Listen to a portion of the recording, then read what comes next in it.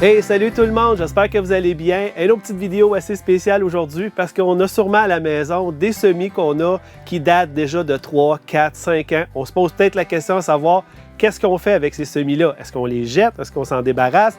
Est-ce qu'on essaie de les faire pousser quand même? Est-ce qu'on va avoir de bons résultats? Alors on regarde ça ensemble. Alors c'est parti pour la vidéo!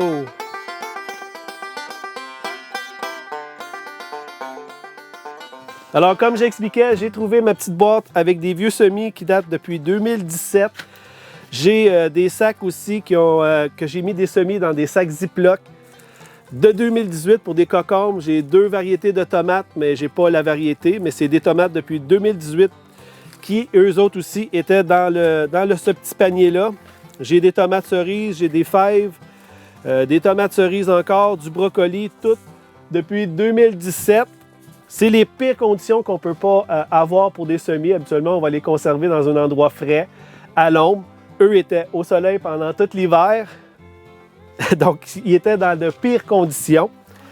Maintenant, quand on a des vieux semis comme ça, on se fait dire que le taux de germination va descendre.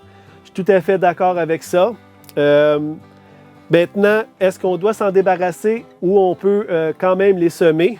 Moi, c'est ce que je vais faire devant vous aujourd'hui. Je vais faire l'expérience avec plusieurs variétés de 2018 dans des sacs Ziploc et aussi des variétés de 2017 qui étaient dans des enveloppes qui étaient directement au soleil, mais on s'entend que la caisse était à la chaleur au soleil. Donc, oui, c'est sûr que le taux de germination va énormément baisser, mais à quel point? Et aussi, à savoir, est-ce que ça va germer? Et aussi, par après, si on a un bon taux de germination ou quelques-uns qui germent, est-ce que le plant va bien se développer? Est-ce qu'on va être capable de le cultiver? Est-ce qu'on va avoir une belle production? C'est toutes des choses que je veux vraiment savoir. Je n'ai pas vraiment fait de test depuis, mais je trouvais que c'était une belle occasion vu que c'était les pires conditions pour des semis être à cet endroit-là. Donc, je vais essayer plusieurs variétés. Je vais essayer les cocombes 2018 avec des tomates. Je vais aussi essayer les brocolis et les fèves vertes. Les fèves vertes que j'ai beaucoup. J'ai beaucoup de semis, donc ça va être parfait. Je vais utiliser des multicellules de 12 parce que je ne veux pas en avoir énormément.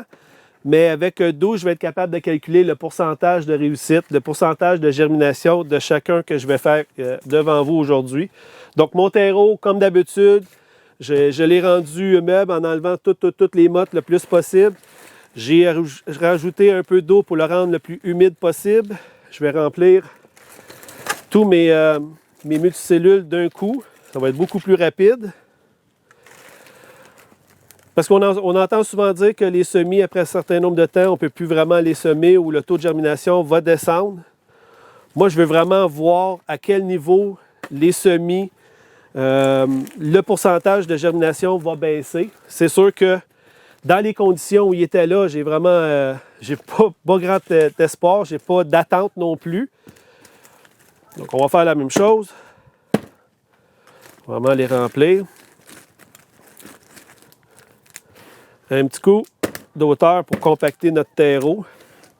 J'ai l'impression que ça va germer quand même. Le pourcentage, si je suis capable d'avoir au moins un 50 %, je me dis que sur 12 plants, j'ai quand même 6 plants. Si par la suite, pendant la saison, le plant se développe bien, j'ai une abondance, que ce soit pour les tomates, j'ai des beaux fruits, bien, ça veut dire qu'on peut conserver nos semis même après 5 ans. Malheureusement, c'est sûr que le pourcentage va diminuer de beaucoup, mais quand même, on n'est pas obligé de se débarrasser de nos semis. Il m'en reste un autre à remplir.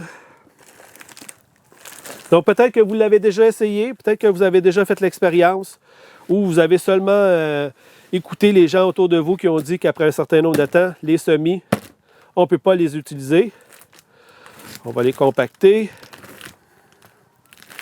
comme je fais d'habitude.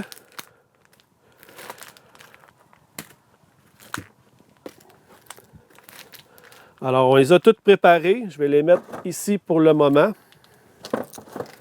pour faire un petit peu de place, nettoyer notre plan de travail. C'est important aussi de toujours ramasser le terreau avant de commencer à faire des semis. Parce que par expérience, si on échappe des semis de laitue ou de n'importe quelle semence qu'on a, et puis ils se ramassent dans le terreau, on prend le terreau, on le remet dedans et on fait d'autres semis, on peut peut-être des fois se retrouver avec un oignon, une laitue, un concombre, etc. Donc on essaie de bien nettoyer notre surface de travail. Donc ici, celui-là n'avait pas été fait. Donc j'ai fait des petites cavités. Dans le premier, je vais mettre le brocoli que j'ai récupéré, mais c'est mes propres semis. Ce n'est pas des semis achetés en magasin.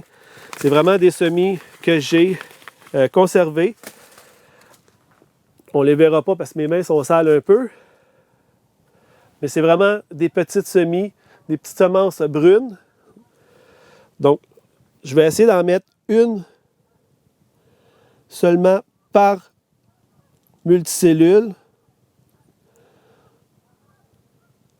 De toute façon, si on en pose deux, c'est pas grave, ça veut dire que c'est un bon signe.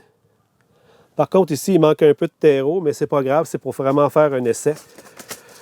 Donc, dans le premier, j'ai mis des brocolis. On va s'assurer de les identifier pour ne pas les mélanger. Brocoli. 2017, pour vraiment être sûr que...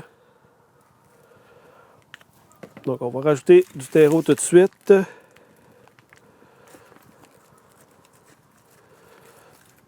Et voilà, le premier est fait.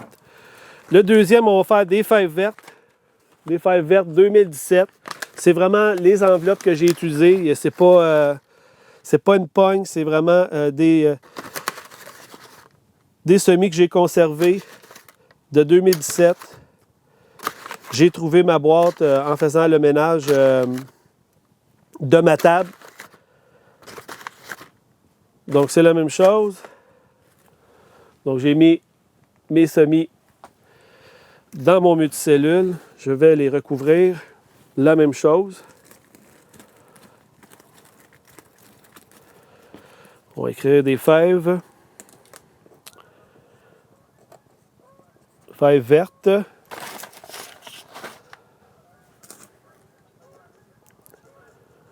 Verte 2017 aussi. Je ne sais pas si vous les entendez, mais les outardes commencent à arriver.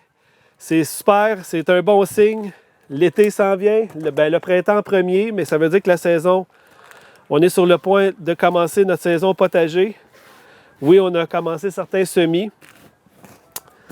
Donc, on a fait les brocolis, on a fait les fèves.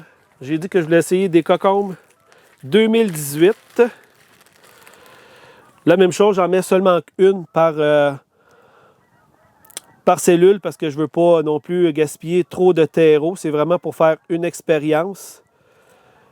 Au premier coup d'œil, je n'ai pas vu de différence ou de semis. Celle-ci, par contre, elle ne sera pas bonne, elle est plate. Quand vous trouvez des semis, surtout si vous commencez à vouloir conserver vos semences à la maison, c'est très facile. Mais si vous voyez des semis, j'en ai pas. Quand vous voyez surtout des semis, soit de cocombes ou de courges, de n'importe quel... quand vous les voyez qui sont vraiment aplatis, ici, elle est quand même pas si pire. Quand elle est vraiment très, très plate, c'est parce qu'il n'y a absolument rien dedans. On appelle ça une semence vide. Donc, on n'a pas besoin, on s'en débarrasse. De toute façon, si vous la cassez en deux, vous allez voir, il n'y a absolument rien à l'intérieur. Prenez-en une qui est bombée. Si vous la cassez en deux, de toute façon, vous allez l'entendre qu'elle va craquer. Je ne sais pas si on va être capable de bien voir, là, mais on voit qu'il y a quand même quelque chose à l'intérieur. On va poursuivre avec nos semis. C'est pareil pour toutes, à part des tomates qui sont un peu différentes. Mais quand vous avez cocombes, courges, etc. D'ailleurs, j'en ai conservé cette année de mes courges Buttercup. Je vais essayer d'en trouver une qui est plate. Mais c'est mes semences de cette année. Ah, j'en ai une justement. Vu qu'elles sont beaucoup plus grosses, ça va être beaucoup plus facile pour vous de voir la différence. Donc, je vais casser on voit, il n'y a absolument rien, c'est sec, sec, sec. Je ne sais pas si on va bien le voir, mais on voit que la semence est vraiment vide à l'intérieur. Si j'en prends une qui est beaucoup plus bombée, et on entend, et on remarque qu'à l'intérieur, c'est plein. Donc la semence est bonne. On poursuit avec nos cocombes. Même chose, on va mettre c'est ici, on va écrire cocombe.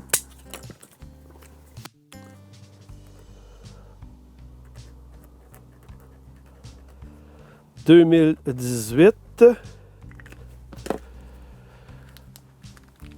Et on va finir les 2 plateaux qui nous restent avec les tomates parce que je veux vraiment voir quel type de tomates j'avais conservé dans ces sacs-là. Tomates 2018. Donc, comme j'expliquais, c'est les pires conditions qu'on ne peut pas avoir pour des semis, vraiment les laisser au soleil. 2017, 2018, ça commence à faire très loin pour des semis. Mais bon, on va vraiment voir. Je vais en mettre 2 parce que de toute façon, je ne les prendrai plus probablement, mais c'est vraiment pour faire un test. Donc, je vais en mettre 2. Si je réussis à avoir 2 plants, tant mieux. Je vais pouvoir en avoir plus à essayer. Et dans la dernière, ce que je vais faire, je vais venir chercher de la coriandre. J'ai des pois mange-tout aussi, mais je vais vraiment essayer la coriandre 2017. Parce que là, on a certains légumes. Je veux essayer aussi des fines herbes. Donc, on voit les semis de coriandre. Encore là, étant donné que je ne sais pas si ça va bien fonctionner, je vais quand même en mettre 2 par multicellule. Et voilà. Donc, j'ai mis l'équivalent de 2 semences par cellule. Et voilà. Donc, les semences 2017 et 2018 sont faites. Il reste seulement qu'à voir dans quelques semaines le résultat.